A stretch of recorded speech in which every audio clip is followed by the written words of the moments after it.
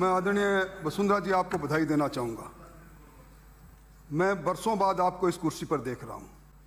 मैं इन दिनों में मेरे पास कोई लंबा काम नहीं, पर मैंने 1952 और 1960 के बीच में उनके द्वारा बहस की गई इस राजस्थान की विधानसभा में उनके वक्तव्य को पढ़ा।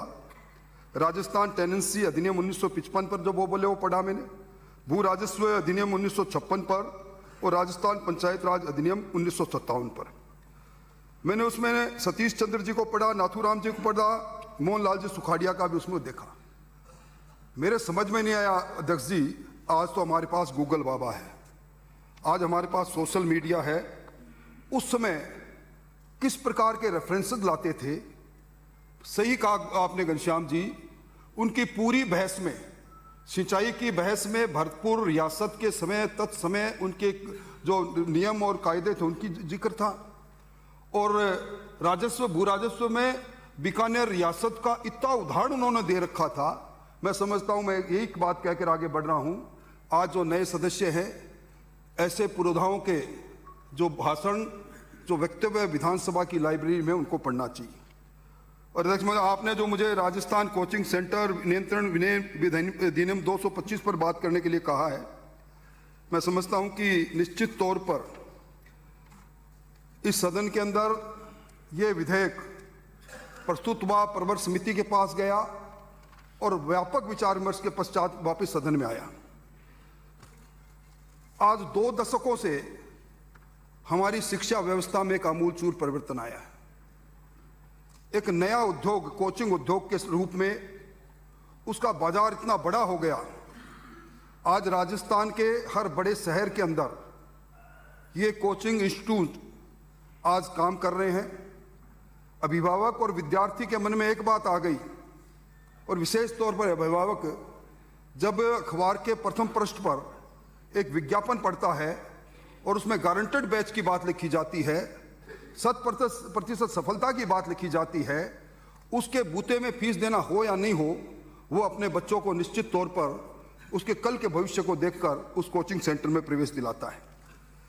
अध्यक्ष सभापति जी, ये जो गारंटेड बैच है, इसी गारंटेड बैच ने इस राजस्थान में पेपर लीक की नींव रखी, क्योंकि उस गारंटेड बैच के अंदर जो बड़े लोग थे उनको अपनी टीआरपी, अपने लोगों के प्रवेश को और आगे बढ़ाने के लिए अपना नतीजा ठीक करना पड़ता था, इसलिए पेपर लीक के लोगों के साथ वो जुड़े। और मैं ये कह सकता हूं कि वहां आधारभूत सुविधा हो या नहीं हो, क्वालिफाइड फैकल्टी हो या नहीं हो, और उसके इन सब के बावजूद जब बच्चा वहां प्रवेश करता है और जो साधारण फैकल्टी देखता है, पठन पाठन का वातावरण नहीं देखता, तो निश्चित तौर पर आत्मकुंठाओं के कारण कई बार वो आत्महत्याओं की तरफ कदम उठाता है। मैं पिछले दिनों की 2 घटनाओं की ओर सदन का ध्यान आकर्षित करना चाहूंगा।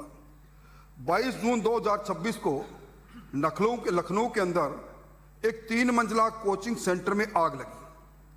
बच्चे पढ़ रहे थे, उस कोचिंग सेंटर में फायर सेफ्टी का इंतजाम नहीं था, उस कोचिंग सेंटर का नक्शा विधि उत्पादित नहीं था, बच्चे बाहर निकल नहीं पाए और 15 बच्चे काल कलवित हो गए। इसी तरह इसी 27 जुलाई को आदरणीय वसुंधरा जी, ओल्ड राजेंद्र नगर दिल्ली के अंदर बच्चे पढ़ते हैं बेसमेंट में, अचानक अतिवृष्टि से पानी आता है और पानी और बरसात का पानी तीनों मिलकर बेसमेंट में जाता है और बच्चे वहां से निकल नहीं पाते, 3 बच्चों की मौत होती है। अभी मैं एनसीआरबी का 2024 का आंकड़ा पढ़ रहा था। हमारे यहां विद्यार्थियों की आत्महत्या एक वर्ष में 14,488, यानी हर दिन 40 बच्चे अपने भविष्य को खतरे में देखते हुए निराशा के वातावरण आकर अवसाद में जाकर आत्महत्या करते हैं। तो ये निश्चित तौर पर हमारी आज की शिक्षा व्यवस्था पर किसी प्रकार के प्रश्न चिन्ह लगते हैं। और मैं समझता हूं कि आज के समय में हमारे जो बच्चे पढ़ने जाते हैं, इससे पहले मैं एक और बताऊं, एक आदरणीय वसुंधरा जी, आपको ध्यान होगा कोटा के अंदर आपके कालखंड में एक महीने में 7 बच्चों ने आत्महत्या की थी। आपने हमें कहा कि आप किसी एजेंसी से इसकी जांच कराओ। Tata institute of social science Bombay ने, वो 2017 का आखिरी दिनों का कालखंड था, जांच कराई। उस जांच में जो रिपोर्ट आई वो मेरे को कहीं मेरे यहाँ पड़ी मिल गई। उसमें लिखा था कि जो कोचिंग सेंटर में बच्चे पढ़ते हैं 70% बच्चे गंभीर मानसिक तनाव का सामना करते हैं, 40% बच्चे नींद की कमी और अवसाद जैसी समस्या से जूझते हैं, 30% बच्चे ये स्वीकार करते हैं कि उनके मन में कभी न कभी आत्महत्या का विचार आया, और 25% अभिभावक इस सामाजिक दबाव से, कर्जे की आर्थिक कमजोरी के बाद भी सामाजिक दबाव से आकर उनको बच्चों को प्रवेश कराते हैं। यह है आज के हमारे विद्यार्थियों की तस्वीर। और मैं निवेदन करूं, इन्हीं सारी बातों को देखते हुए जो सुर्खियों में सारी बात आई, माननीय सर्वोच्च न्यायालय ने अमित कुमार बनाम भारत संघ 28 जुलाई 2025 को इन सारी बातों का संज्ञान लेते हुए ये कहा कि आज आवश्यकता है कि नेशनल टास्क फोर्स बने, बच्चों की आत्महत्या और विशेष तौर पर कोचिंग सेंटर में बच्चे पढ़ने वाले बच्चों की आत्महत्या का कारण क्या है। और इसी प्रकार एक अन्य मामले में कुलदेव बनाम आंध्र प्रदेश सरकार व अन्य में फिर सुप्रीम कोर्ट बोलता है कि इन शिक्षण संस्थाओं की जवाबदेही तय करो। विद्यार्थियों के शारीरिक मानसिक स्वास्थ्य को लेकर कई प्रकार की टिप्पणियां स्वास्थ्य जब सुप्रीम कोर्ट करता है, तो उसके बाद 25 जुलाई 2025 को एक सुमोटो एक याचिका स्वीकार करता है राजस्थान उच्च न्यायालय। उसमें सीकर के अंदर कुछ घटना होती है और उसमें वो कहते हैं कि अब राजस्थान की सरकार को कोचिंग संस्थाओं के नियम और संचालन के लिए विद्यार्थी सुरक्षा के मानक बनाने के लिए प्रभावी नियम बनाने चाहिए। और इससे पहले 16 जनवरी 2024 को भारत सरकार भी राज्यों को लिखती है कि आप कोई ना कोई रेगुलेशन की बात करें। और लंबी बड़ी बात नहीं कहते हुए मैं एक बात कहूंगा कि आप देख रहे हैं इस बार जेईई में 11 लाख विद्यार्थी परीक्षा दी, नीट में 20 लाख ने, यूपीएससी और आरपीएससी लाखों बच्चे परीक्षा देते हैं और सफलता का प्रतिशत सैकड़ों में रहता है। और ये सारे बच्चे जब इनके अभिभावक कहते हैं कि आपको क्रैक करना है आरपीएससी यूपीएससी में, तो निश्चित तौर पर उस दबाव में आके अवसाद में आते हैं।